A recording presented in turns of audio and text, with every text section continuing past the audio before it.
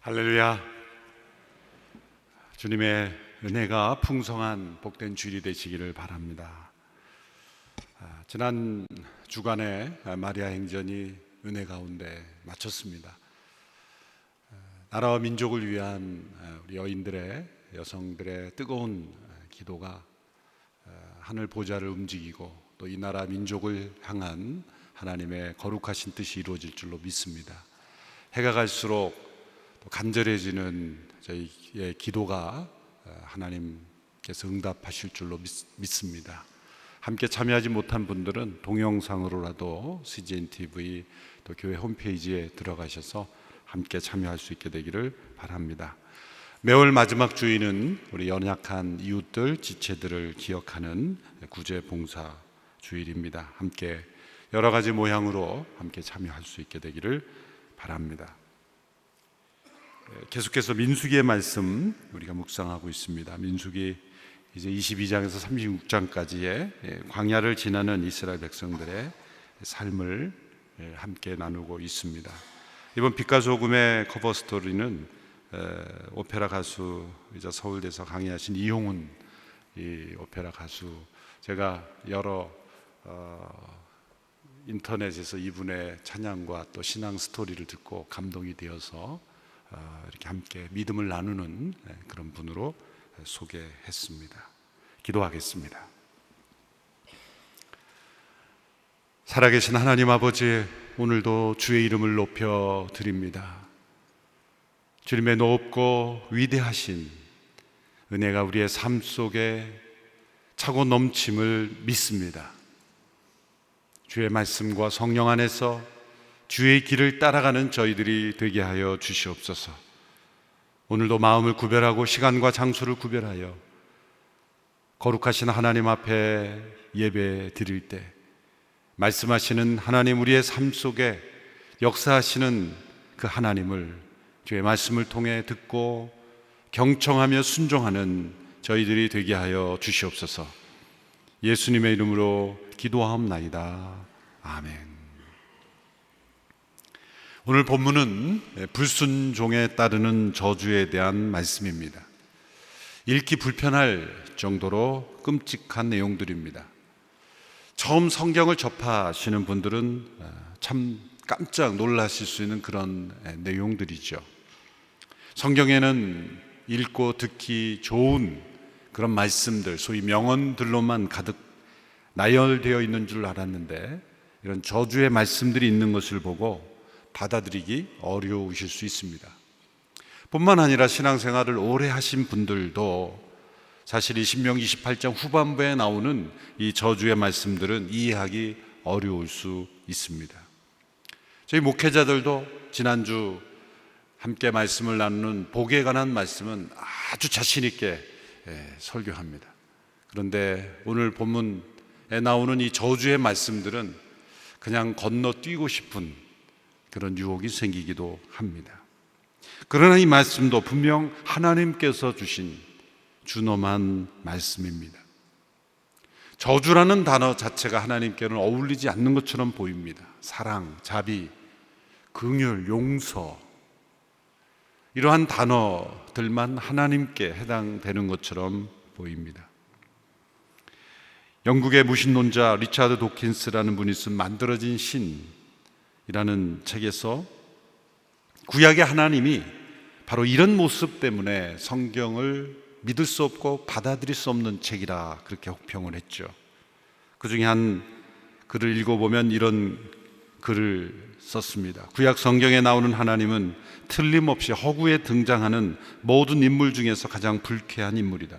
공공연하게 질투하고 옹졸하고 부당하고 용서를 모르는 권위적 인물인데다 복수심이 강하고 피에 굶주린 종종 말살자이며 여자와 동성애를 혐오하며 인종차별주의자며 영아를 살해하고 심지어 자식까지도 살해하는 인물이다.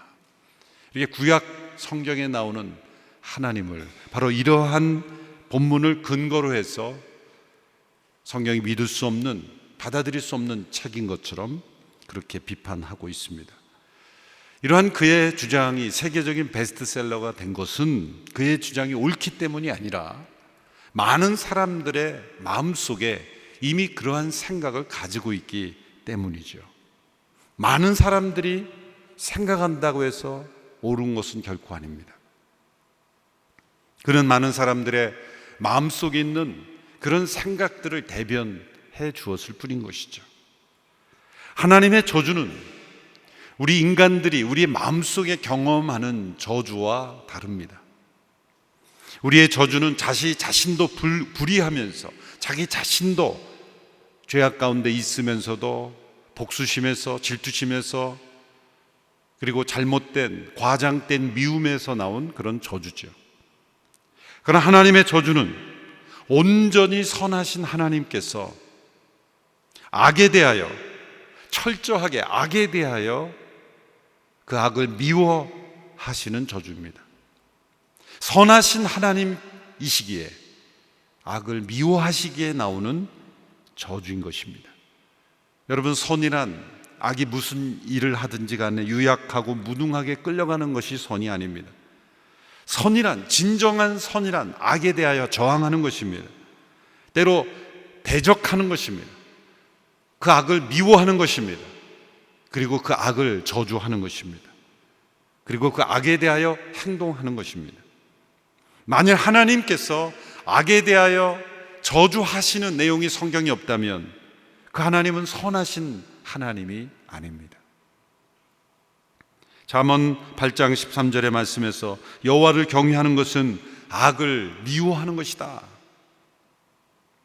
로마서 12장에 보면 사랑에는 거짓이 없나니 악을 미워하고 선에 속하라.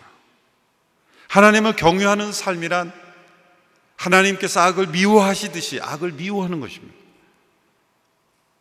선하신 하나님께서 악을 미워하시기에 그분을 경외하는 자들도 또한 악을 미워합니다. 악을 미워할수록 선한 것입니다. 그 악을 저주하시는 하나님은 선하신 하나님이십니다. 이 악은 우주적인 반역이죠. 세상은 날마다 하나님을 우주적인 반역을 도모하는 싸움터입니다. 아마 그 악에 편승해서 하나님을 대적하는 책을 내면 낼수록, 그러한 뉴스를 내면 낼수록 사람들에게는 인기가 좋을 겁니다. 많은 사람들이 그런 악에 속해 있기 때문이죠. 우리가 가장 가볍게 생각하는 악이라 할지라도 그것은 우주의 통치자이시며 만물의 창조하신 하나님을 배역하고 반역하는 것입니다. 하나님, 당신이 통치자가 아니라 우리가 통치자라고 그렇게 하나님께 반역하는 것이죠. 그런 세상에 대하여 하나님의 진노가 항상 머물러 있습니다. 로마서 1장 18절의 말씀에는 이 땅에 머물고 있는 하나님의 진노를 이렇게 묘사하고 있습니다. 한 목소리로 함께 읽어보도록 하겠습니다. 시작. 하나님의 진노가 불의로 진리를 막는 자들의 모든 불경건과 불의에 대해서 하늘로부터 나타납니다. 이 세상에 가득한 불경건 그리고 불의에 대하여 하나님의 진노가 지금 마치 먹구름이 가득 끼어 언제 비가 올지 모르는 상황과 같은 이 머무른다라는 표현은 흐린 날씨에 먹구름이 잔뜩 끼어서 이제 곧 비가 쏟아질 직전의 그런 상태를 묘사하는 것이죠. 하나님의 진노가 지금 머물러 있는 겁니다. 맑은 날씨에 세상이 이렇게 너무나 아름답다라고 볼 수도 있지만 또 한편으로 하나님의 진노가 머물러 있는 이 세상을 우리는 볼 수 있어야 하는 것이죠. 신학자 한스 킹은 이런 말을 했습니다. 죄의 신비 가운데 가장 큰 신비는 죄인이 죽어 마땅하다는 사실이 아니라 죄인이 계속 목숨을 이어가고 있다는 사실이다. 하나님이 왜 죄를 벌하시는가? 라는 질문은 옳은 질문이 아니다. 우리는 이렇게 질문해야 한다. 왜 하나님께서 인간의 반역을 계속 용납하시는가? 그것이 더 옳은 질문이다. 남북 전쟁 당시에 미국 대통령이었던 아브라함 링컨은 재선에 취임한 연설에서 그 당시의 전쟁은 남북 전쟁이 그 남북 전체의 죄에 대한 하나님의 진노라고 그렇게 강조했죠. 우리 모두는 이 거대한 재난의 전쟁이 하루빨리 끝나기를 간절히 바라며 기도합니다. 그러나 품삯 한 푼 주지 않고 노예의 땀으로 모은 250년의 재산이 모두 탕진될 때까지 3000년 전의 말씀이 말씀하듯이 채찍으로 남의 피를 흘리게 한 자가 스스로 칼에 맞아 그 피 한 방울 한 방울을 자신의 피로 되갚는 날까지 이 전쟁을 지속시키는 것이 신의 뜻이라면 우리는 그저 하나님의 심판은 참되며 옳지 않은 것이 없습니다라고 말해야 할 것입니다. 이것은 전쟁이 다 끝난 후에 100년, 200년 후의 역사를 회고하면서 한 말이 아닙니다. 남북전쟁 당시에 대통령이 백성들을 향하여 취임 연설에서 한 말이죠. 하나님의 진노가 그 땅에 임하고 있다고 지도자가 말한 것입니다. 참 놀라운 담대한 용기죠. 노예의 몸을 채찍으로 때려 얻은 재산을 이 전쟁으로 소비하는데 그건 하나님의 진노다. 성경의 역사는 하나님께서 악을 미워하실 뿐만 아니라 그 악에 대하여 행동하시는 분이라는 것을 증거합니다. 아담과 하와가 하나님을 배역했을 때 에덴 동산에서 쫓아냈습니다. 노아의 홍수로, 노아 시대의 홍수로 세상을 하나님께서는 쓸어버리셨습니다. 10가지 재앙으로 당시의 최강대국이었던 애굽을 심판하셨습니다. 이스라엘 민족을 사용하셔서 가나안 족속을 심판하셨습니다. 가나안에 살던 이스라엘 민족조차 북왕국 이스라엘은 아스루로, 남왕국 유다는 바벨론으로 심판하셨습니다. 그리고 또한 열국들을 심판하셨습니다. 심판은 구약에만 국한된 것이 아니죠. 성경을 피상적으로 읽는 사람들은 신약으로 넘어오면 심판이 희미해지거나 사라진 것처럼 생각하는데 정반대입니다. 신약에서는 더욱더 심판을 강조하고 있습니다. 진노의 날, 심판의 날에 대해서 말씀합니다. 예수님은 산자와 죽은 자를 심판하러 오실 분으로 소개합니다. 우리의 사도신경의 신앙 고백도 산자와 죽은 자를 심판하러 오시리라. 우리는 그 사도신경을 고백하며 그 마음에 두려움과 섬찟한 마음을 가져야 되는 것이죠. 요한복음 5장 22절에 아버지께서 심판을 다 아들에게 맡기셨으니 심판하는 권한을 주셨느니라. 세상의 구세주이신 예수님은 또한 세상의 심판자로 다시 오실 것입니다. 사람들이 성경의 하나님을 받아들이려 하지 않는 이유가 무엇입니까? 살아계신 하나님, 심판하시는 하나님이시기 때문입니다. 사람들은 만일 신이 있다면 그 신은 인간에게 어떤 위협도 가하지 않고 어떤 간섭도 하지 않고 심판하지 않는 신을 원하는 것입니다. 그래서 만들어진 신이 범신론, 팬테이즘, 범신론입니다. 신은 있다고 믿지만 신은 산에도 있고 들에도 있고 각양각색의 모양으로 만물에 그저 내지하는 신일 뿐이다. 아무 일도 하지 않고 인간에게 아무 요구도 하지 않고 어떤 인간에게 옳고 그름을 요구하지 않고 그저 사람들이 원하는 대로 필요할 때 마치 선반 위에 있는 책처럼 찬장에 있는 그런 그릇처럼 필요할 때만 쓰고 인간이 중심이 돼서 인간의 도움만 주는 그런 신, 인간이 복종하고 순종하고 심판받아야 될 신이 아니라 인간이 좌지우지할 수 있는 그런 신을 만든 거죠. 이것이 진짜 만들어진 신입니다. 그러나 진정한 하나님은 만물을 창조하신 하나님이며 만물을 통치하신 하나님이며 만물을 간섭하시는 하나님이며 그리고 그 만물을 심판하시는 하나님이며 그러나 그 만물 가운데 구속하시는 하나님이십니다. 악에 대하여 심판하시는 하나님이십니다. 그리고 불순종에 대하여 저주하시는 하나님이십니다. 오늘 보면 신명 28장 15절 이하의 말씀은 지난주에 살펴본 순종하는 사람들에게 주신 복의 내용, 그 복의 내용을 정반대로 바꾼 것입니다. 순종이라는 단어를 불순종으로, 복이라는 단어를 저주로 바꾸면 정확하게 동일한 내용이죠. 오늘 보면 15절의 말씀을 함께 읽어보겠습니다. 시작. 그러나 만약 내가 내 하나님 여호와께 순종하지 않고 내가 오늘 내게 주는 그분의 모든 명령과 규례를 삼가 따르지 않으면 이 모든 저주들이 내게 닥쳐 너를 덮칠 것이다. 우리가 지난주에 살펴본 너희들이 만일 이 모든 명령에 순종하면 너희들은 이런 복을 받을 것이다. 들어와도 복을 받고 나가도 복을 받고 내 광주리와 떡 반죽국의 그릇 복이 임할 것이며 머리가 되고 꼬리가 되지 아니하는 그런 모든 복들을 다 뒤집으면 됩니다.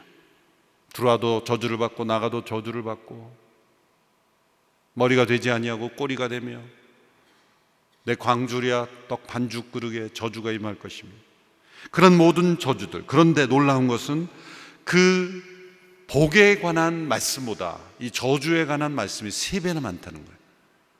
복에 관한 말씀은 14구절인데 저주에 관한 말씀은 54구절이나 돼요. 3배나 많습니다. 하나님께서 저주하기를 좋아하시는 분이기 때문이 아닙니다. 그것은 인간들이 순종할 가능성보다 불순종할 가능성이 훨씬 더 많다는 거예요. 복에 이르는 삶으로 나아가는 데는 많은 노력이 필요하지만 저주로 나아가는 삶에는 노력이 필요 없이 쉽게 빠져든다는 거예요. 세상에는 우리를 저주의 삶으로 인도하는 요소들이 너무나 많다는 것입니다. 하나님의 백성들이 선택해야 하는 길은 넓은 길이 아니라 좁은 길이다 라는 것을 말씀해 주고 있는 것이죠. 시편에 많은 신앙의 고백들, 하나님을 향한 찬양, 간구들이 있지만 사실 가장 많은 것은 순종하는 자에 대한 주어지는 복과 악에 대한 하나님의 저주, 그것이 가장 많은 내용을 시편에도 포함하고 있습니다. 그런데 이런 저주에 대한 말씀들은 이런 저주가 결정되었다는 것이 아니라 우리가 그러한 저주를 향하지 않도록 막기를 원하는 마음으로 미리 경고를 주시는 하나님의 사랑의 경고라는 것을 우리는 알아야 합니다. 하나님께서는 이런 소름 끼친 저주를 퍼붓기를 좋아하시는 분이 아닙니다. 더 많은 저주의 말씀 예언을 주신 것은 그만큼 우리를 더 사랑하시고 보호하시기 원하셔서 강력하게 경고하시는 것입니다.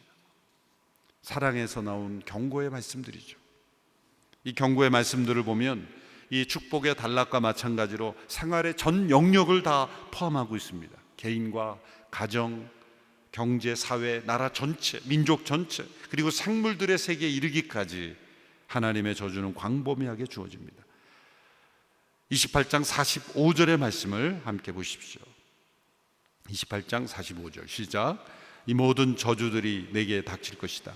그 저주들이 너를 따라가 내가 멸망할 때까지 너를 따라잡을 것이다. 내가 내 하나님 여호와께 순종하지 않았고 그분이 내게 주신 그 명령과 규례를 지키지 않았기 때문이다. 결코 피할 수 없는, 눈 감을 수 없는, 그리고 벗어날 수 없는 하나님의 강력한 저주가 임할 것이다.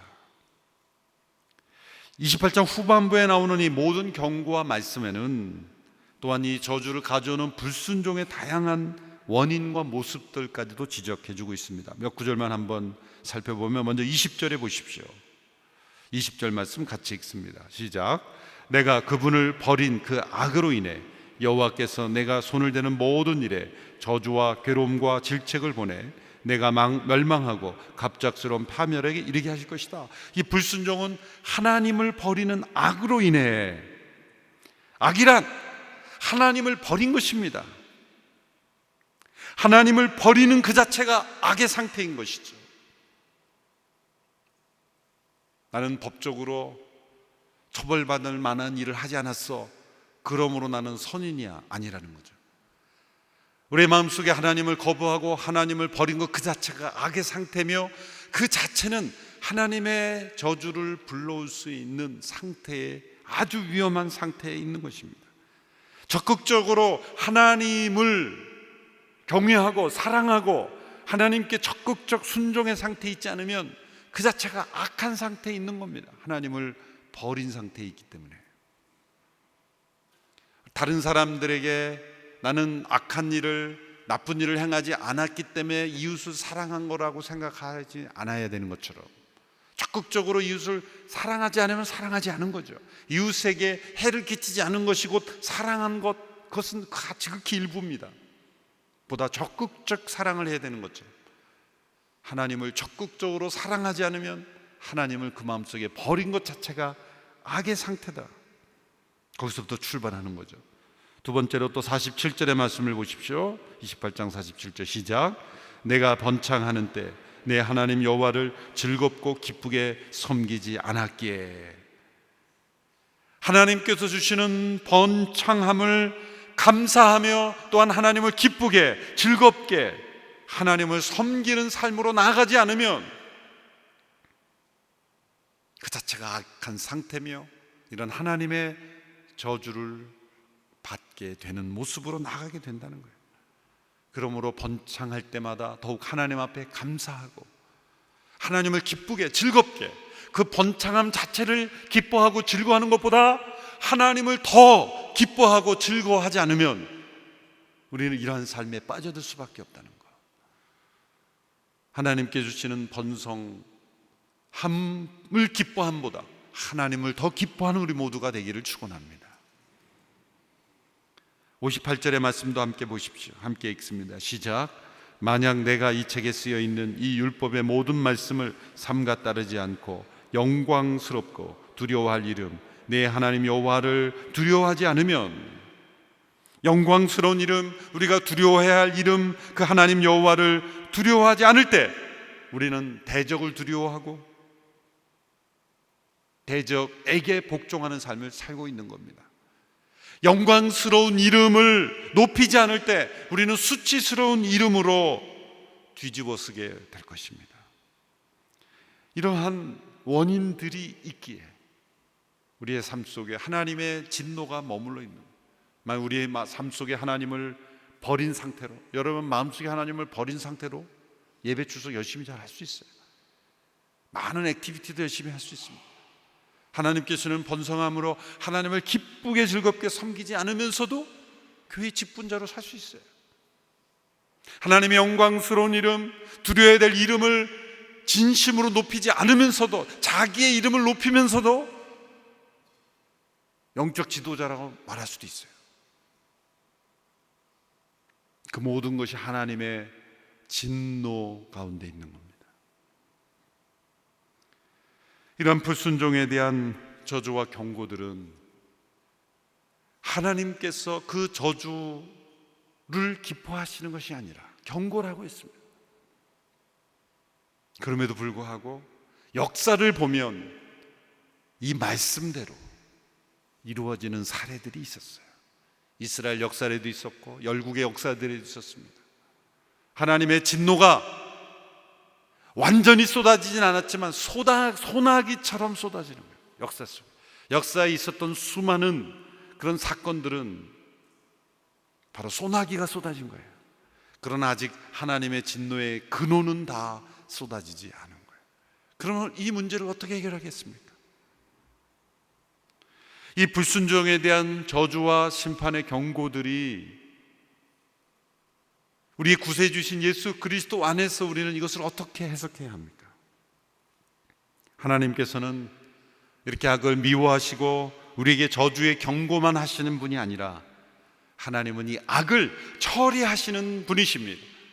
이 세상에 가득한 이 진노의 먹구름을 하나님은 해결하시는 분입니다. 그것이 바로 예수님의 십자가와 부활입니다. 하나님 그분도 진노의 먹구름으로 이 세상 위에 진노의 먹구름으로 가득 찬 것을 원치 않으시는 거예요. 우리에게도 그 진노가 쏟아지는 것을, 이 저주가 쏟아지는 것을 원치 않으시는 겁니다. 그 딜레마를, 그 난제를 해결하신 것이 바로 예수님의 십자가죠. 예수님의 십자가 부활은 이 악에 대한 하나님의 승리입니다. 예수님의 십자가가 왜 그 사건이 있었습니까? 이 세상에 끔찍한 악에 의하여 이루어진 사건입니다. 예수님은 십자가에서 정치, 경제, 문화, 도덕, 종교, 영적인 모든 영역으로부터 가득한 악의 결과를 담당하신 거예요. 그 악의 모든 결과를 십자가에서 못 박히심으로 받아내신 것입니다. 근데 그것은 그분 한 분의 죽음이 아니었다는 거예요. 한 의로운 사람의 죽음으로 끝나는 사건이 아니었다는 거죠. 놀라운 것은 그분의 신분이 바로 그 진노하시는 하나님의 아들이셨고, 그 진노하시는 하나님께서 내리신 해결책이셨다는 거죠. 골로새서 2장 14절 15절의 말씀을 보십시오. 같이 한 목소리로 읽겠습니다. 시작. 하나님께서는 우리를 거슬러 대적하는 조문들이 담긴 재무증서를 제거하시고 그것을 십자가에 못 박아 우리 가운데서 없애버리셨습니다. 또한 십자가로 권력들과 권세들을 무장해제시키시고 그들을 공개적인 구경거리가 되게 하셨습니다. 우리를 거슬러 대적하는 이 채무증서들을 제거하셨다. 이 채무증서라는 건 뭡니까? 우리가 지불해야 될 죄악의 대가들, 우리에게 쏟아부어야 될 그 진노의 소나기들을 다 제거하셨다는 거예요. 예수님의 십자가는 바로 우리가 받을 이 신명기의 말씀의 저주들, 우리의 삶 속에 끊임없이 우리가 하나님을 버리고 불순종하고 감사치 아니하고 죄악에 속해 살아감으로 우리가 마땅히 받아야 될 이 신명기의 말씀들의 저주들을 십자가에서 대신 담당하셨다는 거예요. 십자가의 죽음은 우리에게 쏟아지는 이 악의 권세들을 무력화시킨 사건이다. 성육신하신 그분의 몸에 이 세상의 최악의 일들을 행하시도록 허용하심으로써 그 악을 처리하신 사건이다. 십자가는 악의 권력과 권세들을 무장해제시키신 것이다 말씀하고 있는 것이죠. 악에 대한 모든 하나님의 저주를 그분의 몸으로 짊어지셨기에 예수님과 함께 십자가에 못 박힌 자들은 이 신명기 28장의 저주가 이미 처리된 것으로 하나님께서 여기시는 것입니다. 유월절 어린 양의 피를 바른 백성들의 그 집을 넘어가듯이 이 하나님의 모든 진노의 저주가 넘어가는 역사가 십자가 안에서 이루어졌다는 거예요. 그리고 죽음에서 부활하신 그 예수님은 또한 놀랍게도 이 악과 저주가 온전히 제거된 세상을 우리에게 약속하셨습니다. 악이 없는 세상이 점점 좋아져서 발전되어서 과학기술이 발전돼서 인공지능이 나오면 오는 도래하는 세상이 아닙니다. 그런 것들은 한마디로 유토피아라죠. 유토피아는 헬라어로 후토포스, 그런 곳은 없다는 거예요. 이 세상이 점점 발전해서 오는 세상은 어쩌면 점점 이 세상에 하나님의 진노가 가득한, 그리고 저주가 점점 임하는 이 신명기 28장의 저주를 점점 도래하고 재촉하는 삶일지도 모릅니다. 그러나 그리스도의 십자가 안에서 부활을 통해 우리에게 약속된 세상은 요한계시록 마지막 장에 나오죠. 22장 1절에서 3절의 말씀 우리 같이 함께 읽어보겠습니다. 시작. 그 후 천사는 하나님과 어린 양의 보좌로부터 흘러나오는 수정같이 맑은 생명수강을 내게 보여주었습니다. 강물은 도성의 길 한가운데로 흐르고 있고 강 양쪽에 있는 생명나무는 매달 열매를 맺어 12열매를 맺고 나무 잎들을 나라들을 치료하는 데 쓰입니다. 또 다시는 저주가 없을 것입니다. 하나님과 어린 양의 보좌가 도성에 있고 그의 종들이 하나님을 섬길 것입니다. 또 다시는 저주가 없을 것입니다. 저주가 없는 것. 신명기 28장에 끊임없이 이렇게 경고했지만 역사 속에 이 저주들이 쏟아졌어요. 이 저주할 수밖에 없는 이 세상, 하나님의 진노 가운데 처해 있는 이 세상, 살아날 길은 바로 십자가를 붙잡는 거예요.